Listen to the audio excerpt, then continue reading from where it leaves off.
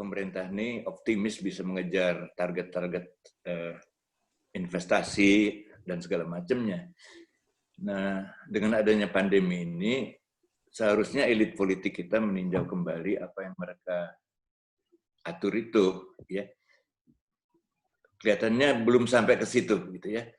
Yang diatur adalah hal-hal yang menyangkut penanganan krisis pandemi itu sendiri, ya. Dan tidak dengan sendirinya mengatur hal-hal lain yang lebih menyeluruh. Saya ambil contoh begini. Saya ikut serta dalam rapat dinas di salah satu Pemda. Saya nggak usah sebut namanya Pemdanya, begitu ya. Semua pejabat melaporkan tentang program pemulihan ekonomi di masa pandemi. Dan mereka sangat hafal tentang protokol kesehatan. Tapi ketika melapor tentang programnya, hal-hal yang dilaporkan adalah hal-hal yang mereka sudah siapkan sebelum pandemi. Sama sekali tidak ada penyesuaian. Gitu. Masa ada dinas ketenagakerjaan yang bilang bahwa salah satu prioritas mereka adalah mempromosikan pengiriman TKI ke luar negeri. Dalam keadaan sekarang, saya bilang, ini gimana sih? Orang Amerika aja nggak boleh ke Eropa, saya bilang, kamu mau kirim orang kemana? Zaman sekarang ini. Jadi nggak connect gitu antara kejadian krisis ini dengan regulasi. Kalau regulasinya dibuat sebelum krisis terjadi, gitu, ya dijalanin aja terus gitu. Tidak dipikirkan adjustment-nya. Sehingga yang paling sibuk melakukan adjustment saya kira adalah misalnya Kementerian Kesehatan, gitu. Kemudian juga Kementerian Keuangan dengan berbagai instrumen fiskalnya yang harus di-adjust kembali. Tapi di tempat-tempat lain itu masih business as usual ininya, kondisi mentalnya gitu ya. Tapi kalau ditanya, tahu nggak protokol kesehatan? Oh apa? ABCD-nya itu apa? Pakai masker, cuci tangan, ini, itu, segala macam. Tapi kalau itu menyangkut perumusan program, tetap aja program yang dulu yang dirumuskan begitu. Nah, kecuali kalau ditegur keras, nah baru mereka kemudian mengadjust. Nah begitulah kita ini gitu. Jadi saya nggak bisa jawab langsung, tapi saya hanya bisa menduga bahwa masalahnya adalah salah satunya itu nggak punya sense of crisis. Masalah lain adalah bahwa memang hal-hal yang berjangka panjang dan strategis itu cenderung tidak ditangani dengan urgensi yang sama dibandingkan dengan hal-hal yang menyangkut keseharian. Nah, saya lihat Bu Moderator sudah kembali ke ruangan, jadi saya kembalikan ke beliau lagi. Terima kasih. Aduh, terima kasih Pak Sarwono. Maaf tadi ada sedikit trouble. Otomatis kerjaan yang tidak bisa diserahkan ke orang lain gitu ya. Ya. Enggak emang bener ini jaringannya. Ada pertanyaan Pak Sarwono di chat. Bagaimana pendapat Pak Sarwono mengenai tol maritim? Konsepnya seperti apa sebetulnya? Sepertinya kurang terdengar lagi. Bisa dijawab, Ya, Pak? itu saya kira adalah satu sistem ya, di mana tadi alur lalu lintas domestik itu disusun kembali supaya menjamin adanya persamaan harga antar wilayah. Nah, seperti diketahui dengan jaringan yang ada sekarang itu ada ketimpangan lah harga antara berbagai wilayah yang ada. Dan kemudian dengan menata kembali jaringan transportasi laut itu, maka kemudian disparitas harga itu bisa dihilangkan atau ditekan. Nah, upaya inilah yang disebutkan sebagai tol laut gitu. Nah, kalau tol laut ini nanti sudah tersambungkan dengan ALKI gitu. Nah, ini kemudian barulah kita berwujud sebagai poros maritim dunia. Dan sekarang kita melihat bahwa di beberapa daerah sudah ada usaha untuk membuat pelabuhan transshipment ya di dekat Alki. Nah, nanti kemudian kapal-kapal yang di rute domestik itu yang di dalam sistem tol laut itu bisa berlabuh juga ya toh di pelabuhan yang dekat Alki itu, dan kemudian kapal-kapal internasional itu bisa merapat untuk melakukan bongkar muat dan pergi lagi. Nah, sekarang kita nih punya Alki 3, tapi tidak pernah ada upaya untuk mengambil keuntungan dari adanya Alki itu. Nah, yang sudah berpikir ke situ dan punya sistem berpikir ke arah itu, saya kira adalah Pak Jokowi. Sayang sekali dia tidak punya kesempatan untuk menjabarkannya lebih rinci gitu. Nah, sekarang saya cuma ingat satu ya kejadian di zaman Orde Baru di mana kita tuh bikin geger dunia lah, katakanlah begitu ya.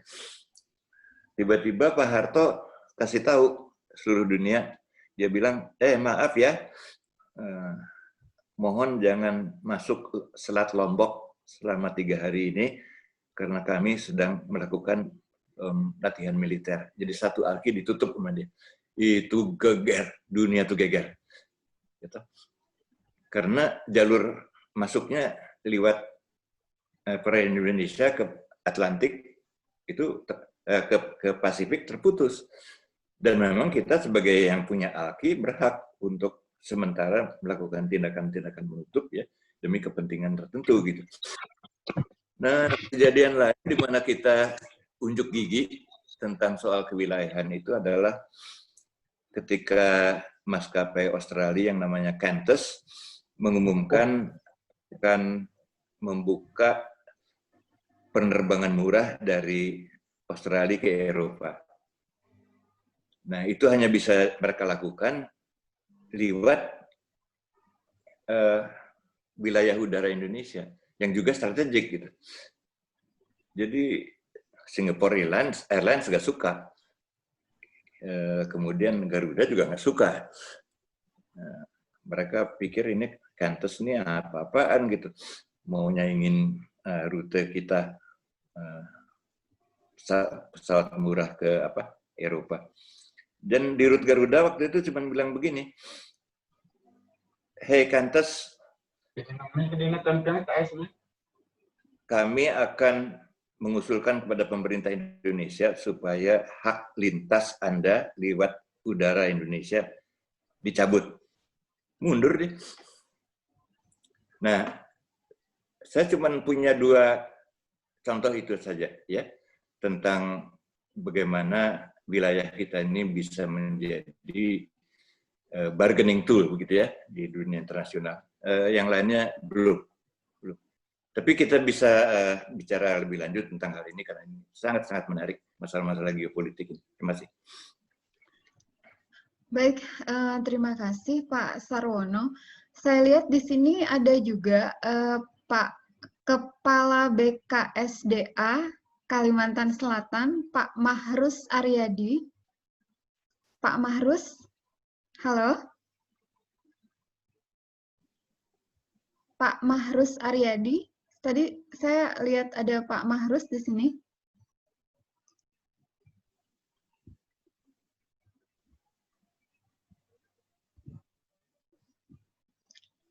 Pak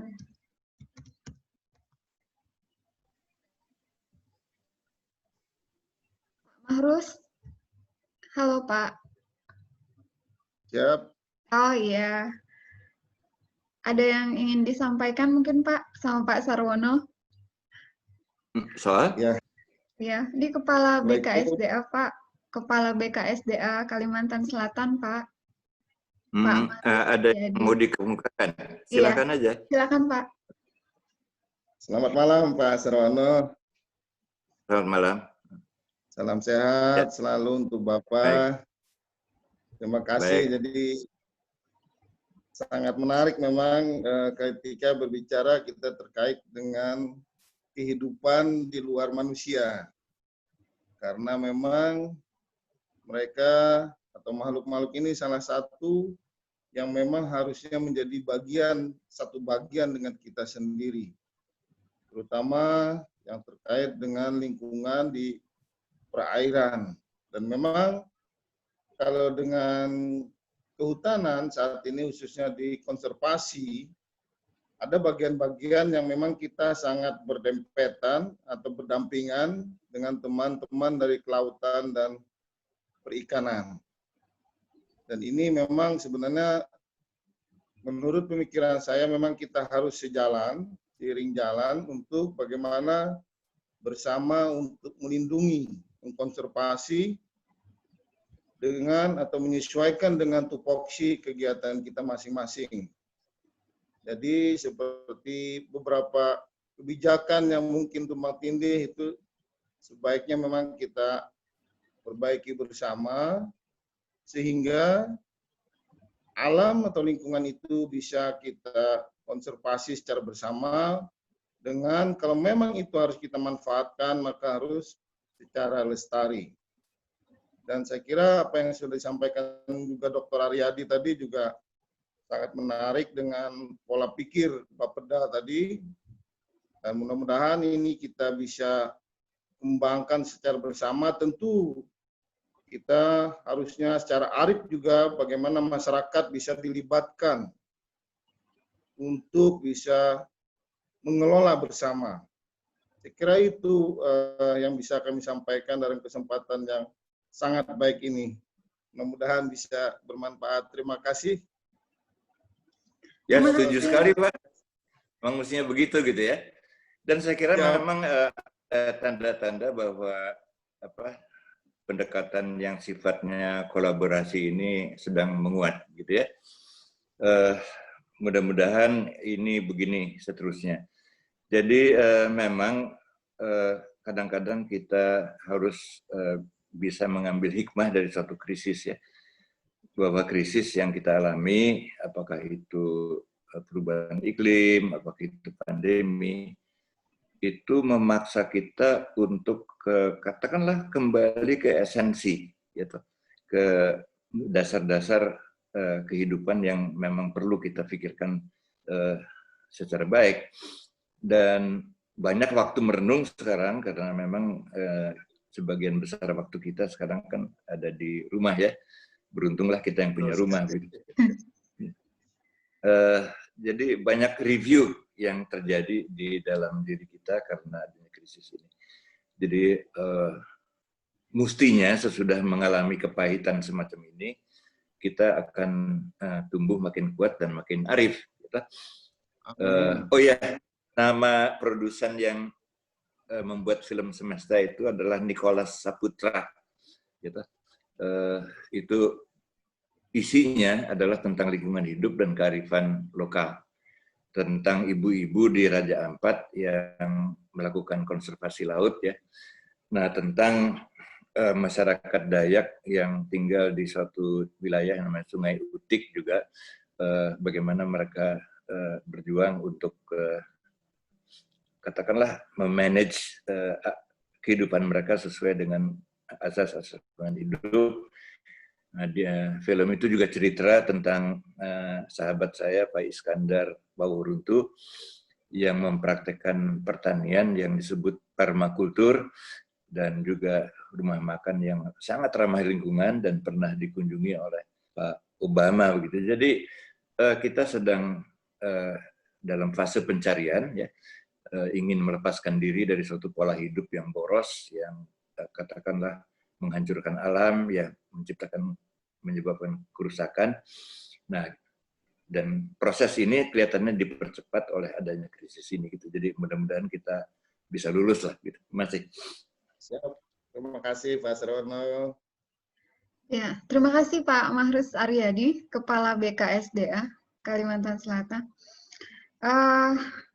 Maaf tadi ada sedikit trouble sehingga saya ini keluar room sebentar dan saya tidak sampai tuntas mendengarkan apa yang disampaikan oleh Pak Aji Sularso tadi. Terima kasih Pak Aji Sularso, salam kenal Pak. Ya, sama-sama. Terima kasih. Terima kasih, Bu. Iya.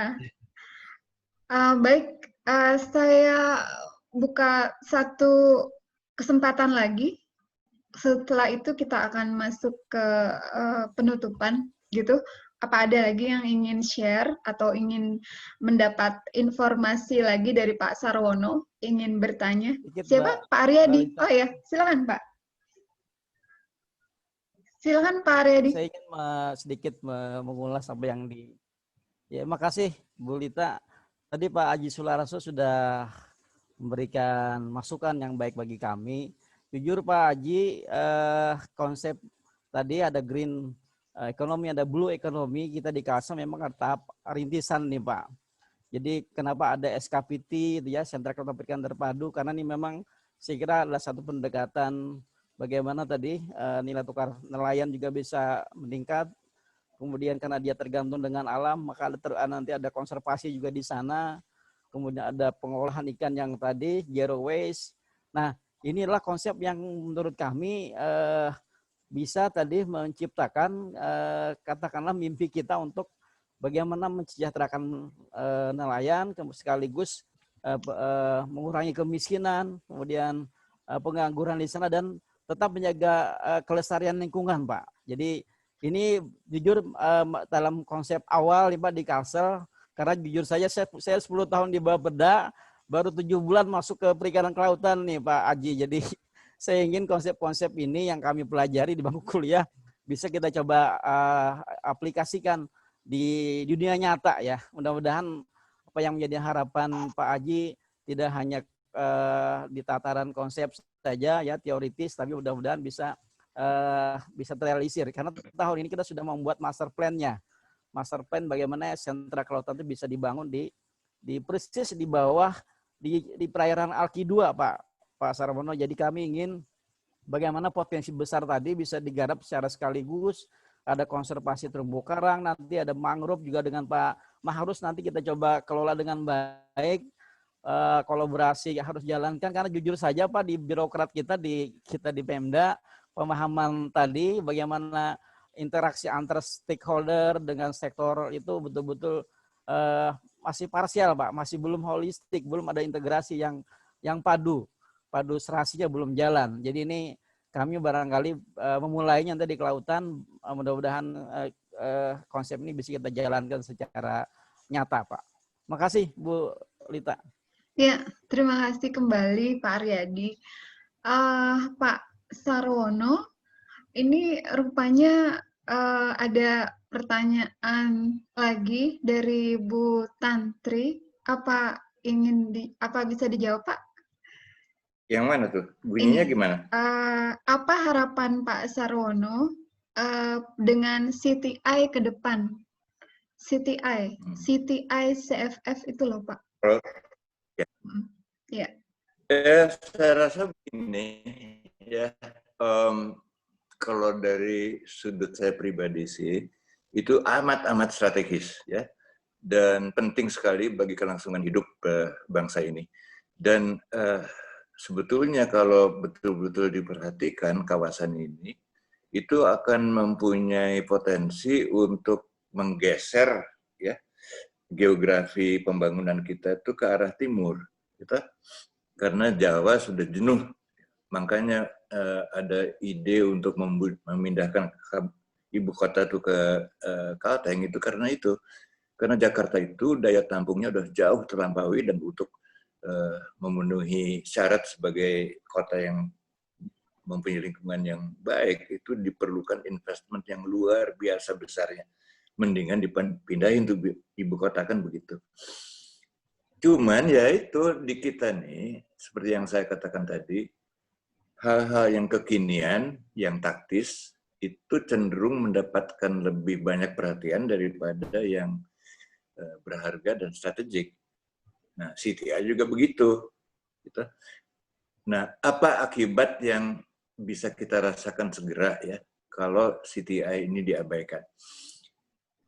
Seperti diketahui, negara-negara di sekitar Laut Cina Selatan itu kan lagi sibuk cari ikan di sana yang makin lama makin nggak ada ikannya begitu, sehingga mereka kemudian merambah ke wilayah kita, kadang-kadang ketangkap sama otoritas kita.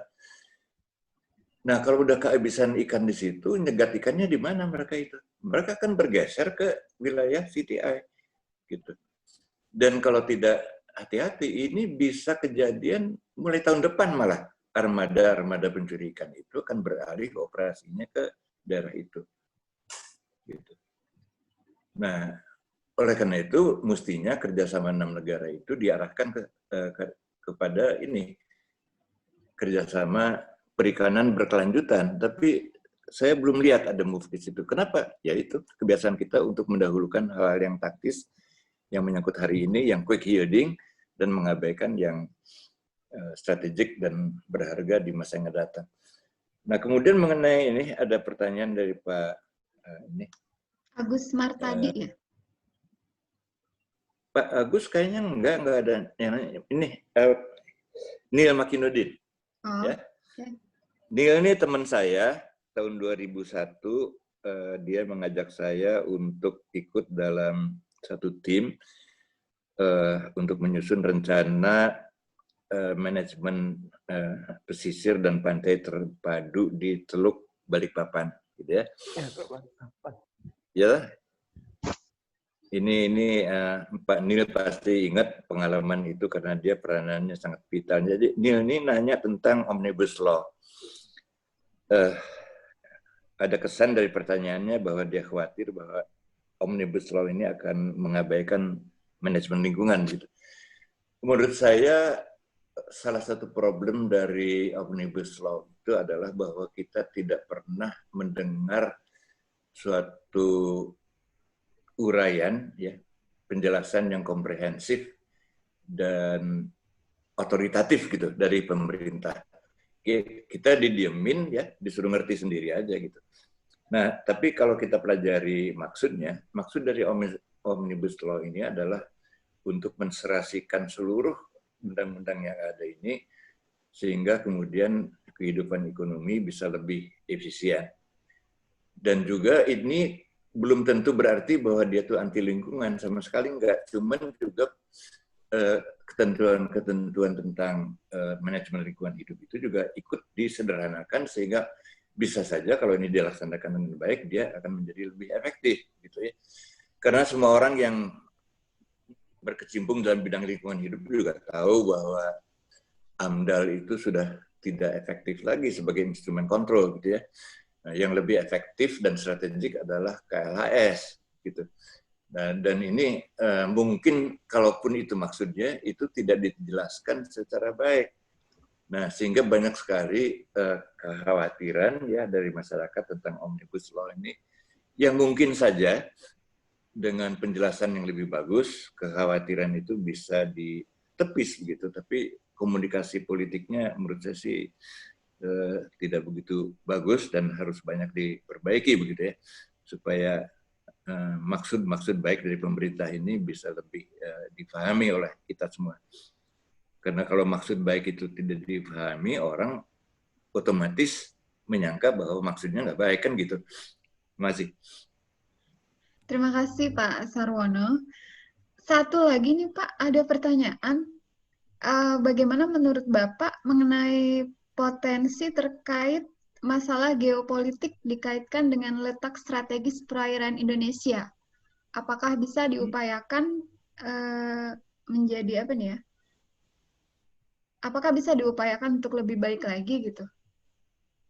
Gini, Indonesia tuh harus pandai dan cerdas ya menggunakan apa yang disebut soft power. Karena kita tidak punya kekuatan militer yang cukup besar, gitu. Dan andai kata punya kekuatan militer yang cukup besar pun ngapain gitu ya? Emangnya negara-negara yang militernya kuat tuh selalu menang perang? Enggak kok. Gitu. Nah, masalah manajemen wilayah ini nanti akan sangat-sangat relevan ketika kita berhadapan dengan rivalitas antara misalnya ya RRC dengan Amerika. Ya, Amerika tuh mempunyai kehadiran yang sangat besar di Asia Pasifik Dan Cina juga makin lama makin kuat. Nah, terus ada orang nanya sama saya, nanti kalau Cina sama Amerika terbekelahi, kita nih jadi pelanduk yang terinjak-injak di tengah. Saya bilang, iya, kalau kita menempatkan diri sebagai pelanduk, ya itulah yang terjadi.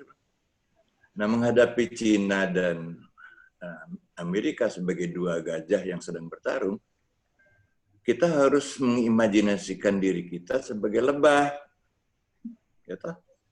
Terbang, masuk ke kuping mereka, berputar-putar sekitar matanya, sehingga mereka keduanya merasa terganggu. Dan akhirnya ketika kita bertengger di atas pohon sebagai lebah, gitu, di luar jangkauan mereka, mereka akan tanya, "Hei sang lebah, apa yang harus kita lakukan untuk membuatmu senang?" Kan gitu. Nah, jadi smart politics itu intinya ya. Menghadapi persaingan global itu, jangan main senjata lah ya. Amerika tuh main senjata untuk merebut kekuasaan di Vietnam. Ya. Mereka kehilangan 60.000 serdadu. Gitu. Vietnam kehilangan 2,5 juta orang sipil. Gitu. Terus yang menang siapa? Vietnam. Terus Cina marah sama Vietnam tahun 78. Dia kirim pasukan melintasi batas Vietnam katanya untuk kasih pelajaran pada Vietnam. 2 bulan bertempur dipukul mundur pasukan Cina. Berapa korbannya? 80.000 orang. Jadi senjata itu tidak menyelesaikan masalah. Nah ini ngilang lagi nih Ibu Moderator. Ada. Oh ada. Ya. Ada. Ya, aduh, satu lagi nih Pak Sarwono.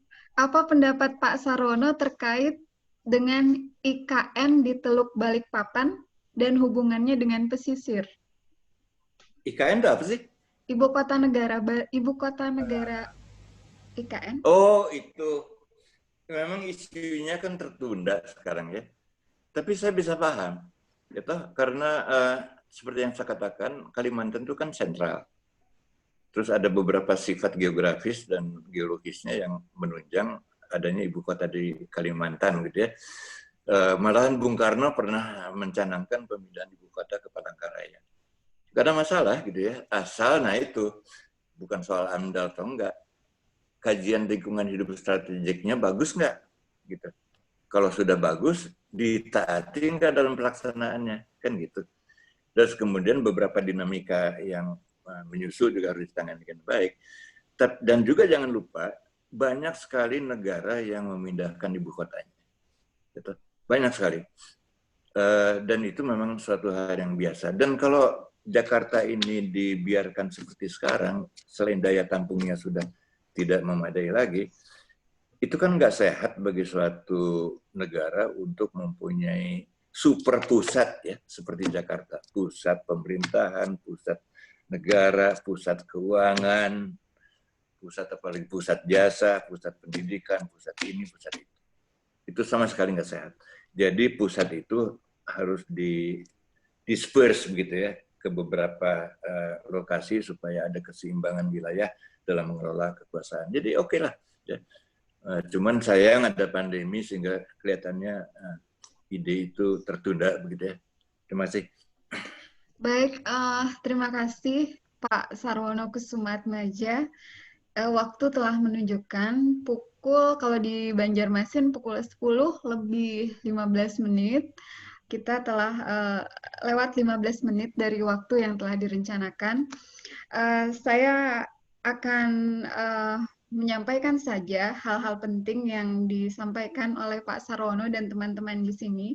Seperti yang saya sampaikan tadi, ada 3 sudut pandang dari narasumber. Yang pertama adalah Pak Sarwono selaku Menteri Kelautan pertama yang dapat memandang secara tajam dan jelas bagaimana sebenarnya kita harus bertindak dalam upaya pengelolaan kehidupan dalam hal ini adalah kelautan, dan bagaimana cara pandang seorang akademisi dalam hal ini adalah Pak Fahrianor tentang bagaimana laut secara local wisdom itu dipahami oleh masyarakat Kalimantan Selatan, dan bagaimana harapan dari Pak Ari selaku pemerintah Provinsi Kalimantan Selatan dalam pembangunan kelautan berkelanjutan.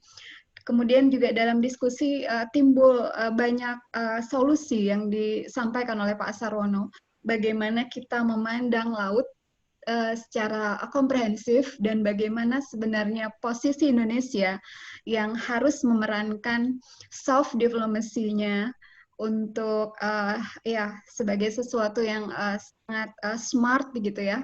Bagaimana Pak Sarwono mengajak kita semua untuk berpikir smart dalam memberikan solusi terbaik bagi masalah-masalah, tidak saja masalah kelautan, tapi juga masalah politik dan masalah-masalah yang memang saat ini cukup berat karena kita dirundung pandemi. Tapi pandemi mungkin kita harapkan segera berakhir, walaupun sampai saat ini juga belum berakhir. Kita masih tetap berada dalam ruang sulit itu gitu. Nah, bagaimana cara kita untuk bisa keluar dari ruang sulit ini dengan memanfaatkan pemahaman yang sangat baik, dan seperti Pak Sarwono bilang tadi, yang strategik. Hal-hal strategik harus kita kedepankan, dan kita selama ini terlena oleh melakukan hal-hal yang taktis saja, tapi sekarang kita rubah pola pikir kita untuk hanya melakukan dulu hal-hal yang strategik, hal-hal penting dulu lah yang dilakukan. Hal-hal yang nggak begitu penting mungkin bisa dinanti-nantikan saja, atau dihapus saja dari memori kita, karena pada saat ini kita sedang menghadapi hal yang sulit dan rumit. Saya kira itu yang bisa saya simpulkan, karena perbincangan malam ini saya kategorikan sangat berat juga untuk kita pahami, tapi muatannya sangat lengkap dan sangat tajam, sangat jelas, sehingga pasti masing-masing dari kita juga memahami dengan pemikiran yang baik tentang apa yang disampaikan oleh Pak Sarwono tadi. Akhirnya saya ucapkan terima kasih atas kehadiran Bapak Ibu dalam room meeting kami, room meeting Forum Komunikasi Go Green yang pertama ini. Saya harap ini bukan merupakan room meeting yang terakhir, tapi juga kita akan lanjutkan lagi dengan room meeting berikutnya dalam upaya untuk membuat rintisan-rintisan solusi untuk pengelolaan lingkungan hidup di Kalimantan Selatan. Terima kasih banyak Pak Sarwono Kusumaatmadja atas waktunya dan insight-insight penting. Terima kasih ya. Masalah kelautan. Iya, terima kasih Pak. Terima Sebelum berakhir kita mau foto dulu ya. Saya foto dulu dengan print screen untuk dokumentasi. Pak Fahrianur dan Pak Ari, terima kasih. Terima kasih sekali. Terima kasih Pak Sarwono. Terima kasih Pak. Sehat Pak. Semoga selalu sehat. Pak Hari. Makasih Ya, Kanda. Ya, Pak Hari. Salam sehat ya. Saya sampai mau nanya aja nggak bisa, semua pertanyaan terwakili semua. Oke. Makasih Pak Sarwono. Makasih semua. Saya foto dulu ya. Saya foto dulu ya. Kapan-kapan diskusi di regionnya Daramansyah nih. Siap. Oke, sudah saya foto. Baik, Bapak Ibu, saya mengucapkan salam kenal kepada Bapak Ibu semua. Semoga nanti kita bisa bertemu lagi di ruang lain dan kesempatan lain. Saya mohon Materinya di-share. Oh, materinya, oke. Iya, materinya nanti ditunggu. Materinya nanti bisa saya share. Baik, terima kasih Bapak Ibu atas kehadirannya. Semoga apa yang disampaikan malam ini bisa bermanfaat dan menjadi kenangan yang baik untuk kita semua. Terima kasih. Amin. Assalamualaikum warahmatullahi wabarakatuh. Terima kasih semua. Waalaikumsalam warahmatullahi wabarakatuh. Ini udah lama.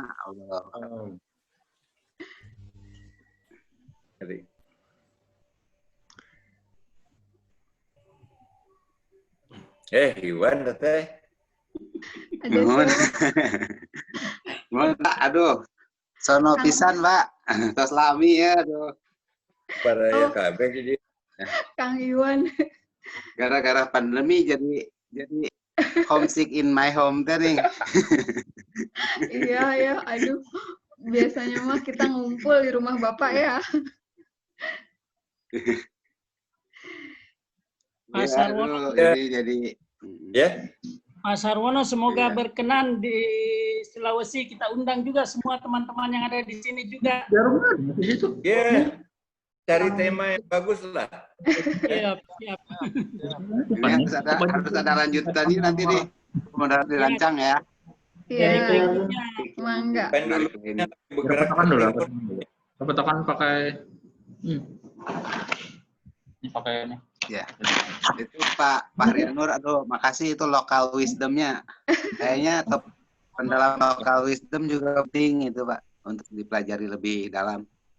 Iya betul. Karena saya lebih suka ke sana, Pak. Luar biasa.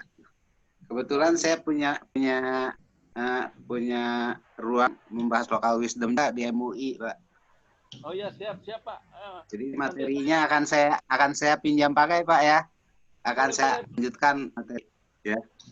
Nanti saya Mohon izin. Ya. saya saling berbagi kontak ya, Pak. Karena memang Iya. ya siap Pak. Terima kasih. Baik, terima kasih Bapak Ibu. Saya izin live ya. Oke, ya. Assalamualaikum. Assalamualaikum. Selamat akhir pekan. Iya, terima kasih. Waalaikumsalam. Waalaikumsalam warahmatullahi wabarakatuh. Ada.